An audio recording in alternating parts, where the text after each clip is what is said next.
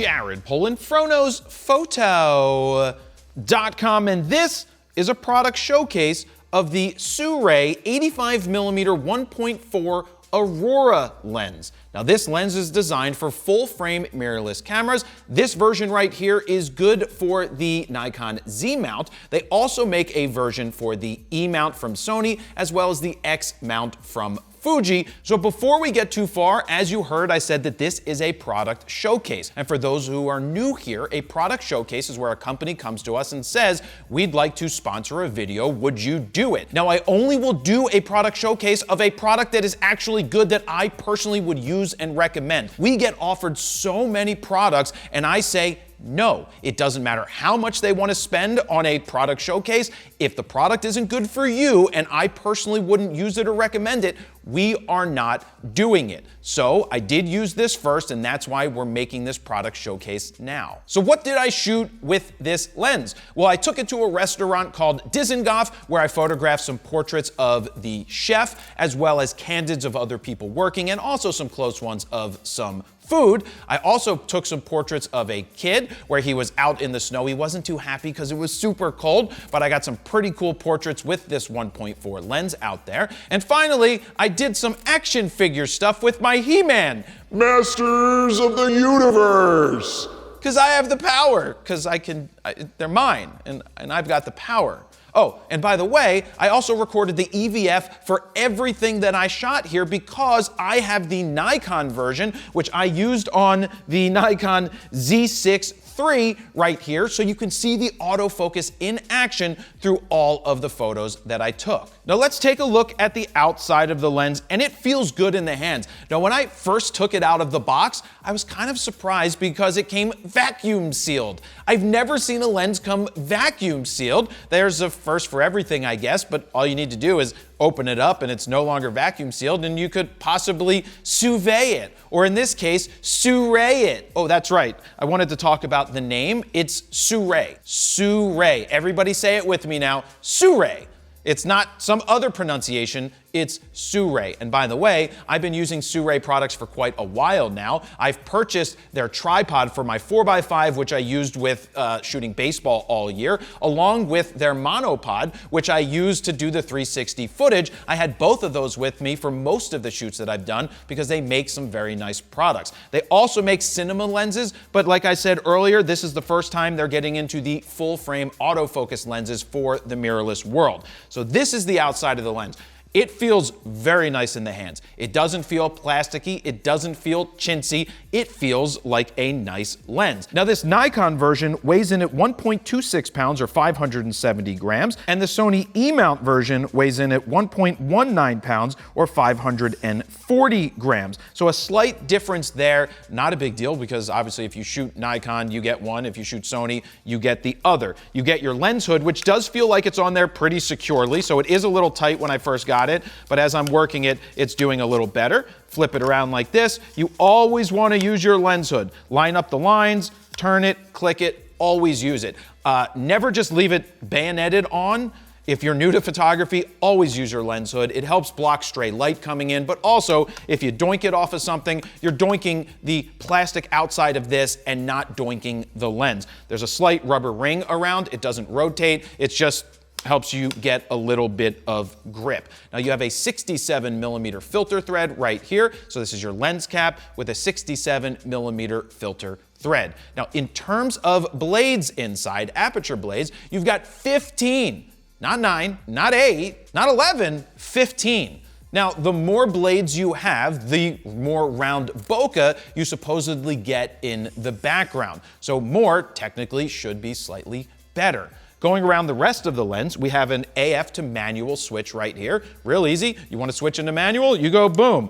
I'm into manual. You want to get into autofocus? You get into autofocus. Now, just like any other lens that has a switch, be careful when you take it out of the bag. Sometimes your finger might switch it by accident, and that's something that I've done numerous times with every single brand that's out there. So just be cognizant of that. If you put your eye up to the camera and it's not focusing, just check the autofocus switch first and foremost.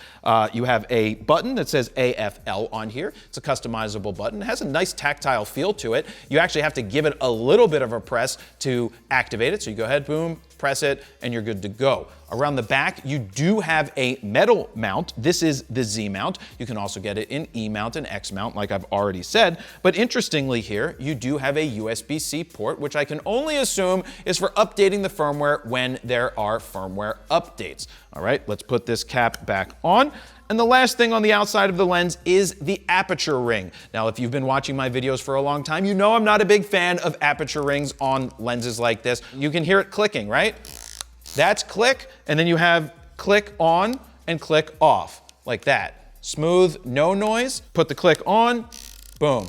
Now you can hear the click, so you have the best of both worlds there. The only thing I want to say here is it does not lock in. There is no lock. Now it takes a little bit of pressure to go from A all the way through the range, but I found myself accidentally on like f/16 after I took it out of the bag, and I was like, oh wait, why is that? And I was like, oh, because the aperture ring moved. I've said this about every other lens that does this. I prefer having a lock that can lock it for all of time. It's not a deal breaker. It's not that big of a deal. It's just something to be aware of. When you look through your camera, if you see that it says f/16 or something and you're using this lens, you're like, oh, I must have hit the ring, and you just turn it back to A and you're good to go. So it really only happens when I'm taking it out of the bag. It doesn't happen when I'm physically using the lens. So that is the outside of the lens, but I also want to tell you that Nikon doesn't have an 85 1.4 for their mirrorless Z mount at this time. So this is one of the options that you have out there, and I think it is a very nice option to have.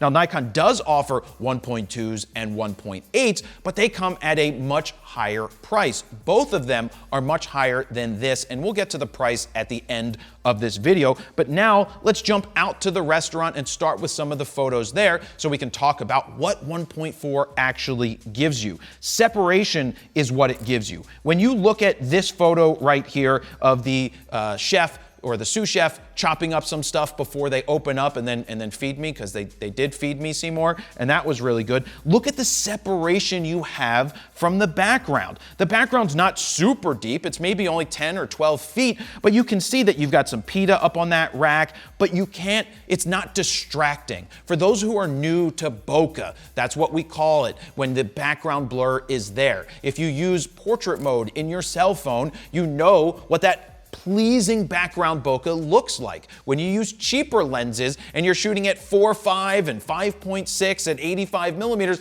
and the background is just in focus, it doesn't look good, it doesn't look professional. So that's why we like to shoot at 1.4. Another reason we like to shoot at 1.4 is you're letting more light in as you open up that aperture, which means you can keep that ISO down, which gives you a cleaner image. That is one of the key points to photography, especially for beginners. Anyway, let's look at the picture a little closer. He looks nice and sharp, nice background separation. I'm happy with the results that I got there. Now, as we move on, went with a vertical black and white of the steam coming out just to show you someone a little closer to the wall, but the wall isn't a distraction. You can see how it goes out of focus. That's the point of having a 1.4. You can separate the subject from the background. And I shot all of these at 1.4. Of course, you can go through the aperture range and see what works for you, but if I have a 1.4, I'm gonna shoot it at 1.4 for most of the things that I'm gonna photograph. Now let's jump to something a little closer, because you do have close focus ability up to 2.8 feet or 85 centimeters away. So that's how close you can get to the subject to get your focus. And don't you just wanna eat one of these pitas, dip it in some hummus and go, that tastes so good? I did. I got to eat it, and it was really tasty. But yeah, I like the colors, I like the tones that I was able to tweak out of the raw files, and this looks good. Just look at the separation. You're focused right here on the pita bread, on the edge of it, and then it flows out of focus and it's pleasing. It's not an unpleasing background, because that might happen with some lesser expensive lenses. In this case, it's looking very good. Now I want to move on to some of the portraits that I did, because an 85 is great for portraits. I liked doing this top to bottom, full body portrait of our chef right here. He looks nice and sharp. The focus, as you can see from the electronic viewfinder, is going to his eye. That means that the lens is talking to the camera properly, and then it is finding the focus and tracking the subject and doing a very nice job. So that's what I'm happy with, that I can zoom in on this and see that his eye is nice and sharp. Of course, he's not moving, but this is exactly what you want from a portrait lens. So as we move on, I step in closer because it's a prime lens, 85 prime. No zoom. Your feet are your zoom, or if you don't have feet and you're in a wheelchair, you wheel yourself forward and you wheel yourself back and you get closer or further away. Look at the way that the background just dissipates. Nothing in the background is screaming annoyance or distraction. That's what we love about 1.4s. So that's nice. Let me shift positions at the restaurant to give me a deeper background, because in this image, you have the bar in the background. And what I liked about the restaurant is they had these ball globe lights that I've seen at Waffle Houses before, different ones probably, but I love when there's a row of lights. It creates a nice, interesting point in the frame, but it also helps give us a test to put his head in front of said balls in the background. But this is the type of composition that I'm looking for when I'm doing a horizontal portrait with an 85mm. Look at the separation. There's even a person all the way here in the background that you wouldn't even know that that's a person sitting there in the background, because at 1.4 with a deep background like this, they're obliterated, but you can still see that you're at a restaurant. The separation is very good. And even when we zoom in on the side of his head, I'm not seeing any flaring issues coming back, because, you know, his shiny head, because he doesn't have hair like me, but I'm not seeing fringing around the edges of the lens, and it looks perfectly fine to me. That is very nice. Now, I'm going to ask you between the next two portraits, well, it's one portrait, but do you like the color or the black and white?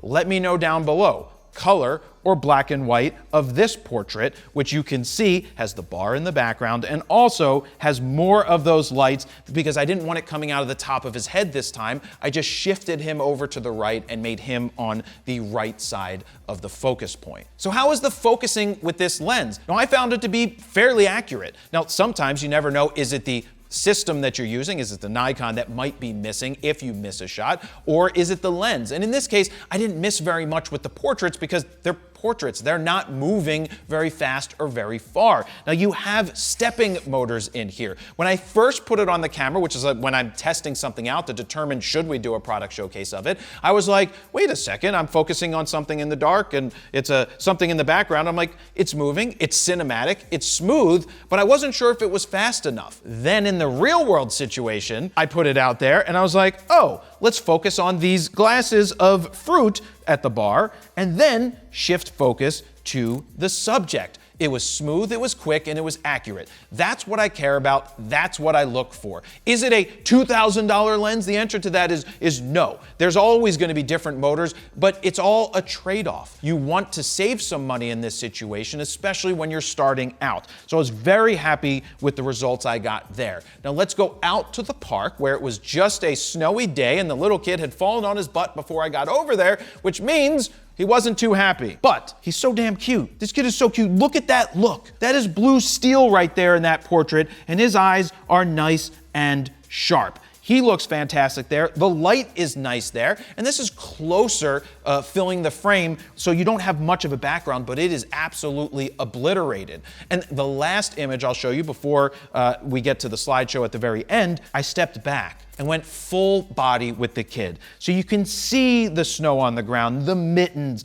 his boots, and the background fence, which normally would be a really big distraction if you didn't have a 1.4 lens on there, or if you were just taking a snapshot with your phone without portrait mode, you would see that the fence would be a distraction. In this case, not a distraction at all. He is nice and sharp, and he looks fantastic, and the separation is great. But how is it at tracking subjects? You can see that I'm tracking Asher as he's walking towards me. Do I think that every single photo is going to be in focus as the subject is walking towards me? The answer to that is no, but it's going to be more accurate than not, and I didn't see any major issues with this. So the focusing motor, seemed to be perfectly fine for me, for the stepping, for the portraits, for him walking towards me. It was great in the situations that I personally used it in. So how much is this 85 1.4 from Sirui? The answer to that is the early bird special is $499. That is a very comparable price, actually more than comparable, to what the more expensive lenses are going to be. Sony's 85 1.4 is an $1,800 lens, and the Sigma 85 1.4 is $1,100, and Nikon's 85 1.8 comes in at $700. So, who's this lens for? Well, before I get to that, let's do a sniff test and a wind tunnel test. Let's sniff it. Oh, pitas and hummus and olive oil. That smells lovely. That's a win. Wind tunnel test. Let's see how it does. Woo! Sturdy. Super sturdy for the wind tunnel test, the all-important wind tunnel test. Amazing. So who's this lens for? Is it for the professional? A professional could use this. I could take this out into the real world and use it, and no one's gonna be like, did you use a $500 lens for this? No. That's not really what's gonna happen. It's for people that want to get that buttery background, soft background, that professional look, but don't have the money to spend on those more expensive lenses, or there is no 85 1.4 currently for the Nikon. It is a really good choice in my opinion, but you need to make the decision for yourself. I can show you in the product showcase what it's capable of doing, and then you have to decide, is it the right choice for you? And if it is, there are links down below where you can make that purchase. So thank you guys very much for watching. Jared Polin, FroKnowsPhoto.com. See ya.